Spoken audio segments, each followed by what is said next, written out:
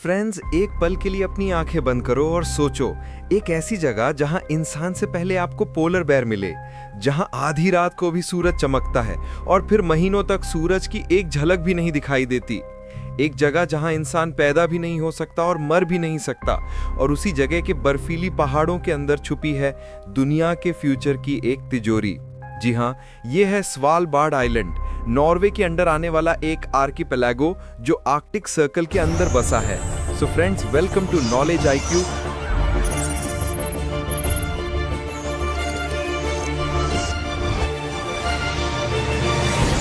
और आज हम लेके आए हैं आपके लिए एक लंबी कहानी जिसमें होगा सस्पेंस, साइंस, पॉलिटिक्स और सर्वाइवल का कॉम्बिनेशन। सो फ्रेंड्स, सबसे पहले ज्योग्राफी समझते हैं। स्वालबार्ड एक आर्किपेलागो है, यानी छोटे बड़े आइलैंड्स का ग्रुप। ये नॉर्वे के नॉर्थ में आर्कटिक ओशन के अंदर आता है और सबसे बड़ा आइलैंड है स्पिट्सबर्गन।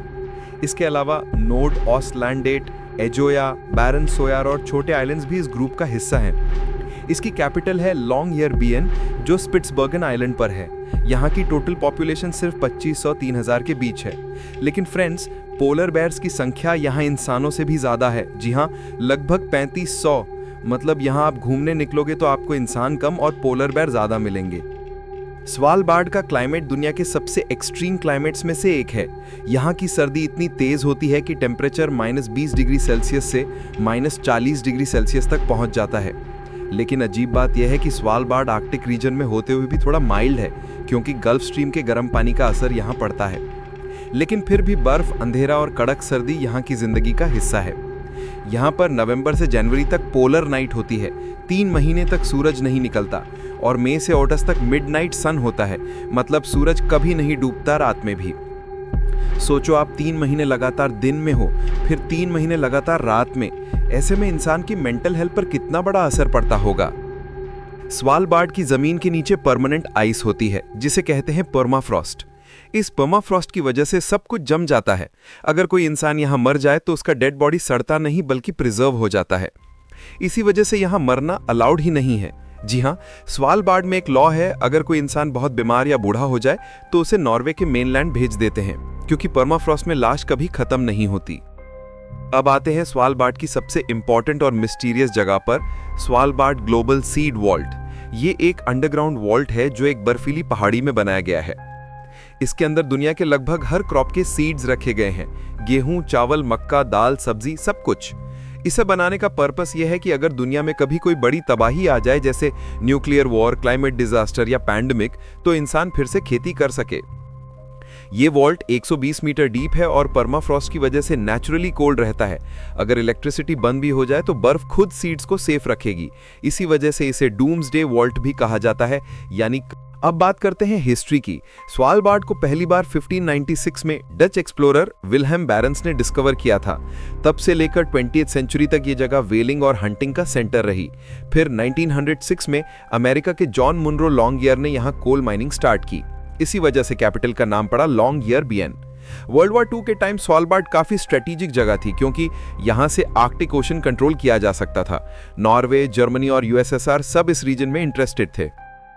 1920 में साइन हुआ स्वालबार्ड ट्रीटी, जिसमें डिसाइड हुआ कि स्वालबार्ड नॉर्वे का हिस्सा होगा, लेकिन साथ ही साथ दुनिया के 40+ कंट्रीज को राइट दिया गया कि वो यहाँ बिजनेस कर सके। आज भी रशिया का एक माइनिंग टाउन है बैरन्सबर्ग, जहाँ रशियन लोग रहते हैं। मतलब एक आइलैंड नॉर्वे के अंडर, लेकिन रशियन पॉपुलेशन भी ऑफिशियली बसती है। पॉलिटिक्स का क्या कमाल है फ्रेंड्स। और स्वालबार्ड के लॉज बहुत यूनिक हैं। यहाँ पैदा होना अलाउड नहीं है, क्योंकि यहाँ हॉस्पिटल प्रॉपर नहीं और डिलीवरी रिस्की है। यहाँ मरना भी अलाउड नहीं है, क्योंकि यहाँ बॉडीज डिकम्पोज नहीं होती। यहाँ रहने के लिए वीज़ा नहीं चाहिए, ये वीज़ा फ्री जोन है। और सबसे अजीब रूल, अगर आप टाउन से बाहर जा रहे हो तो राइफल ले जाना कंपलसरी है, क्योंकि पोलर बेयर कभी भी अटैक कर सकता है। फ्रेंड्स, लॉन्गयरबियन की लाइफ अलग ही है। यहाँ के घर पिलर्स पर बने होते हैं ताकि पर्माफ्रॉस्ट न पिघले। बच्चे स्कूल को अंधेरे में भी जाते हैं, स्पेशल टॉर्चेस के साथ। यहाँ चोरी नाम की चीज नहीं है, लोग घर की चाबी बाहर ही लटका देते हैं। यहाँ की इकोनॉमी कोल माइनिंग, टूरिज्म और रिसर्च पर बेस्ड है, और यहाँ की लाइब्रेरी और इंटरनेट दुनिया की सबसे नॉर्थ वाली फैसिलिटी है। स्वालबार्ड की पहचान है पोलर बेयर्स। यहाँ पोलर बेयर्स इंसानों से ज्यादा हैं, लगभग 3500, और ये इतने डेंजरस होते हैं कि राइफल के बिना बाहर जाना मना है। इसके अलावा यहाँ आर्कटिक फॉक्स, रेनडियर, वॉलरस और सीबर्ड्स भी मिलते हैं, और आर्कटिक ओशन में स्वालबार्ड साइंटिस्ट के लिए एक पैराडाइज है। यहाँ पर आर्कटिक और क्लाइमेट चेंज पर रिसर्च होती है। दुनिया के टॉप यूनिवर्सिटीज के रिसर्च सेंटर्स यहाँ बने हैं। आर्कटिक काउंसिल के लिए भी स्वालबार्ड एक इंपॉर्टेंट ऑब्जर्वेशन पोस्ट है। यहाँ के डेटा से ग्लोबल वार्मिंग और सी लेवल राइज को समझने में हेल्प मिलती है।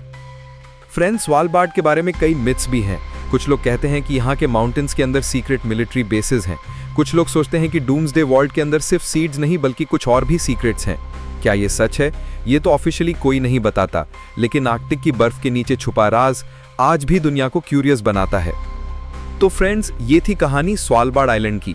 एक ऐसा आइलैंड जो दुनिया का सबसे नॉर्दर्न पॉपुलेटेड एरिया है, जहां इंसान सर्वाइव करते हैं एक्सट्रीम कोल्ड में, पोलर बेयर्स के बीच, और जहां छुपी है दुनिया के फ्यूचर की तिजोरी। स्वालबार्ड सिर्फ एक आइलैंड नहीं बल्कि एक रिमाइंडर है कि इंसान और नेचर के बीच का बैलेंस कितना जरूरी है। और अगर कल दुनिया पर कोई तबाही आई तो इंसानियत का आसरा शायद इसी बर्फीली जमीन के नीचे छुपा हो।